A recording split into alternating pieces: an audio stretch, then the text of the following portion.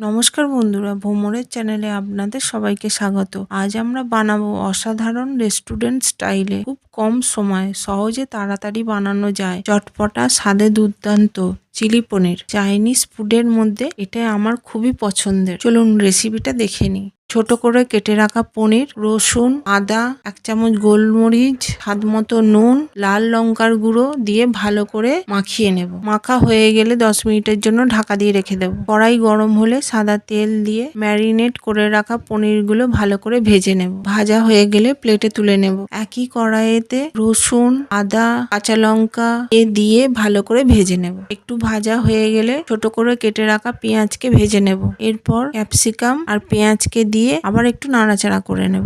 ছোট বাটিতে 1 চামচ কর্নফ্লাওয়ার নিয়ে জল দিয়ে ভালো করে গুলে নেব। এরপর হলুদ গুঁড়ো, জিরে গুঁড়ো, চিং চাইনিজ মশলা, লাল লঙ্কার গুঁড়ো, অল্প করে নুন দিয়ে ভালো করে ভেজে নেব। এরপর কিউব করে কেটে রাখা টমেটোকে দিয়ে দেব। একটু ভাজা হয়ে গেলে ডার্ক সয়া সস আর 1 চামচ টমেটো সস দিয়ে ভালো করে নাড়াচাড়া করে নেব। এরপর কুসুম গরম জল দিয়ে দেব। গুলে রাখা কর্নফ্লাওয়ারকে অল্প অল্প করে দিয়ে দেব। এরপর একটু নাড়াচাড়া করে নিয়ে ঘন হয়ে গেলে পনিরগুলো দিয়ে দেব। কেমন লাগলো রেসিপিটা? যদি ভালো লেগে থাকে লাইক, কমেন্ট আর শেয়ার করতে ভুলবেন না। আপনাদের মতামত আমাকে উৎসাহ দেয় নতুন রেসিপি বানাতে। আর যদি সাবস্ক্রাইব না করে থাকেন তাহলে বন্ধুরা সাবস্ক্রাইব করুন। আবার আসবো নতুন কোনো রেসিপি নিয়ে। ততক্ষণ সুস্থ থাকুন, ভালো থাকুন। অবশ্যই চিলি পনির বানাতে ভুলবেন না।